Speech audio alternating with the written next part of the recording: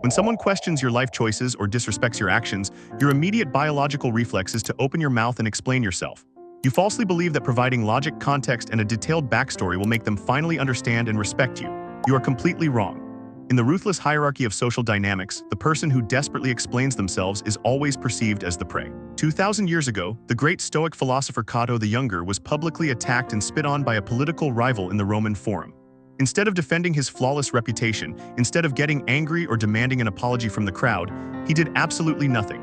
He quietly wiped his face and walked away. If you do not master this exact philosophical framework today, you will spend the rest of your life as a slave, constantly begging for the approval of people who do not care about you.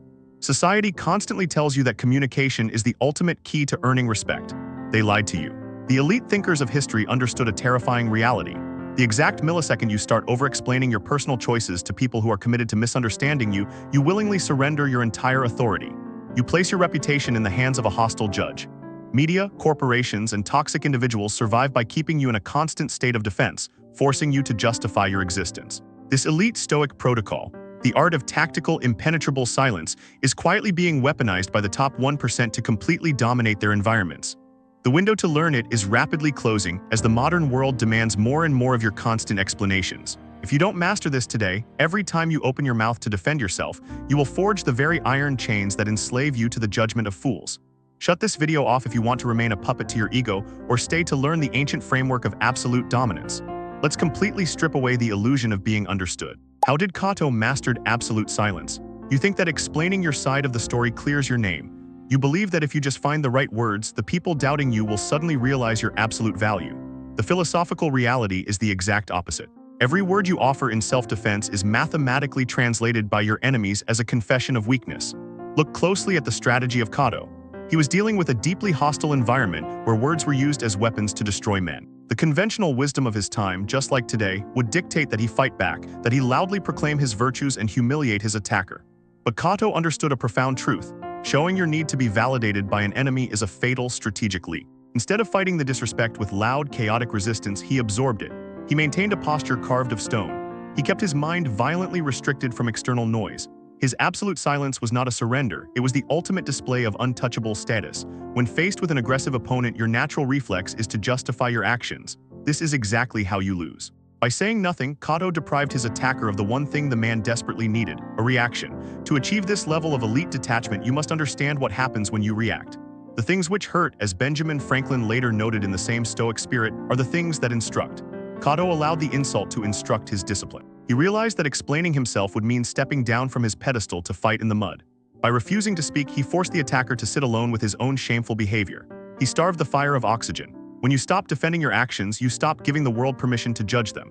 You become an impenetrable force of nature that requires absolutely no external validation to exist. Why do people judge you more when you talk? Why do people judge you more harshly the moment you start speaking?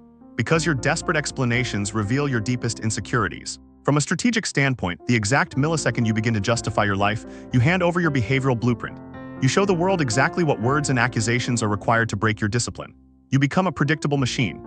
The ancient Stoics knew that we waste the vast majority of our short lives chained to the expectations, judgments, and approvals of other people. Every time you argue with a critic, every time you let a disrespectful comment force you into a long-winded explanation, you are willingly handing your enemy the most precious currency you possess, your focus. Think about the last time you tried to clear your name. You presented a perfectly logical argument, you poured your heart out. Did it actually change their mind? Or did they simply find a new flaw in your explanation to attack? The more words you use, the more surface area you give your enemies to strike. You are essentially handing them the ammunition they need to destroy you. When you explain yourself, you are subconsciously asking for permission to live your life. You are submitting your choices to a jury of people whose own lives are massive failures. Why would you allow the words of a deeply flawed, insecure individual to dictate the rhythm of your own existence? Your critics are relying entirely on your participation. Their entire strategy depends on you flinching, caring, and defending. They need you to fight back on their terms so they can drag you down into the chaos where they operate best. When you refuse to participate, when you offer a blank, silent stare instead of a heated defense, you completely break their script. You leave them swinging wildly at the air. What is the Stoic concept of the inner citadel? To practice this level of tactical silence, you must build what the ancient philosophers called the inner citadel, that fortress inside of us that no external adversity can ever break down. It is an invisible metaphysical sanctuary inside your soul that no insult, no rumor, and no demand for an explanation can ever penetrate. You are not born with this citadel. It is forged through the brutal discipline of observing your own thoughts and violently restricting your ego's impulse to be liked. Marcus Aurelius, the Roman emperor who commanded the greatest army in the world, faced endless betrayals and vicious rumors. Yet his private journals are completely devoid of any attempt to justify himself to the masses. He understood that his perception was his final fortress. The Stoics taught a fundamental law of the universe. We must divide the world into two distinct categories, separating what is up to us from what is not up to us. You do not control what other people say about you. You do not control their ignorance, their jealousy, or their deliberate misunderstandings. Those are external factors, but you maintain absolute, undeniable control over your judgment of those events. You control whether you open your mouth to validate their noise. When you build the inner citadel, you realize that explaining yourself is an act of treason against your own soul. It is opening the gates of your fortress and inviting the enemy inside. True power requires zero external permission. During the good times, we strengthen ourselves so that during the difficult times, we can depend on this fortress. We protect our inner fortress so it may protect us. The next time someone demands an explanation for your lifestyle, your choices, or your beliefs, lock the gates. Retreat into the citadel. Let their demands crash against the stone walls of your silence until they collapse from their own futility. How to build an impenetrable mental shield. How exactly do you construct this shield in the modern world? It begins with the total annihilation of your own ego. You must brutally domesticate your desire to be understood. Let's completely destroy the illusion of the misunderstood genius. You proudly label yourself as deep or complex, and you feel a painful burning in your chest when people misjudge you. You think your constant explanations prove you are authentic. Let me tell you a painful truth. Your inability to endure being misunderstood is the ultimate proof that you lack internal discipline. Average men are slaves to their social environment. If they are praised, they are happy. If they are doubted, they fall to pieces and write a 1,000-word essay defending their honor. They are leaves blowing in the wind, completely at the mercy of the weather. Status is not given to leaves. Status is given to the mountain. To build the shield, you must practice objective judgment. As Marcus Aurelius commanded, objective judgment now at this very moment. Unselfish action now at this very moment. When an insult hits you, strip away the emotional packaging. It is just sound waves vibrating through the air. It has no physical power to harm you unless you catch it and pull it into your chest. The people demanding your explanations are projecting their own massive failures onto you. Their confusion has nothing to do with your value and everything to do with their broken character. The most powerful operators in history used silence as a weapon. They didn't just ignore their critics, they mathematically neutralized them by starving them of information. When you adopt the Stoic framework, your status skyrockets because people recognize something terrifyingly rare, a human being who cannot be moved by words. In a boardroom, in a relationship, or in a crisis, the person who breathes the slowest and speaks the least always holds the absolute leverage. What happens when you stop defending your actions? There is a final, ultimate step in this philosophy. It is not just tolerating the rumors. It is not just enduring the misunderstandings. It is loving them.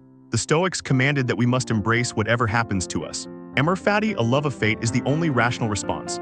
You must learn to love the disrespect, the false accusations, and the chaos because every single one of those negative events is a free opportunity to practice your tactical silence. The man who misjudges you is actually doing you a massive favor. He is providing you with a training ground to test the strength of your inner citadel. He is testing your armor. Think back to Cato in the Forum, wiping the spit from his face.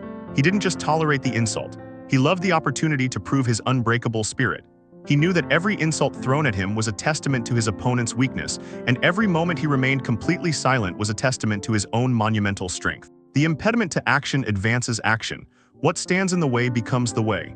The misunderstanding itself becomes the tool you use to elevate yourself above the crowd. You can continue letting average people dictate your mood, constantly explaining yourself, writing desperate messages, and fighting pointless battles just to protect a fragile ego. You can spend the rest of your life pleading with the world to see how good you are. Or you can lock the massive iron gates of your inner citadel. You can decide that from this exact second forward, your mind is an impenetrable fortress. You will never again explain your choices to someone who has not earned the right to hear them. You will smile at the chaos. You will watch fools destroy themselves with their own noise while you stand perfectly still. And you will walk through this world completely untouched. The obstacle in front of you is not the judgment of others. The obstacle is your own desperate need to correct them. Destroy that need, embrace the silence, and the path to absolute power is completely clear.